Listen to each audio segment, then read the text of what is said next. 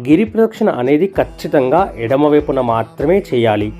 శరీరంలో కొన్ని దోషాలు ఉండి ఎముకలు అరిగిపోయిన వారు యమలింగం దగ్గర ఇచ్చే విభూతిని ఔషధంగా తీసుకుంటే దాని ఫలితం అమోఘం అని చెబుతారు.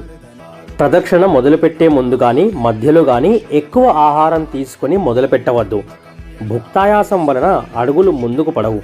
ఖాళీ కడుపుతో చేసే గిరి ప్రదక్షిణ వేగవంతంగా ఉంటుంది అనే విషయాన్ని గుర్తుంచుకోండి. అలాగే దేవాలయం లోపలికి వెళ్ళిన తర్వాత పెద్ద పెద్ద పిల్లర్లతో అతిపెద్ద మండపం ఉంటుంది. ఆ మండపంపైకి వెళ్ళి కొంచెం ముందుకు వెళితే పాతాళ లింగం ఉంటుంది. రమణ మహర్షి వారు అక్కడే తపస్సు చేశారు. ఖచ్చితంగా అది కూడా దర్శనం చేసుకోండి.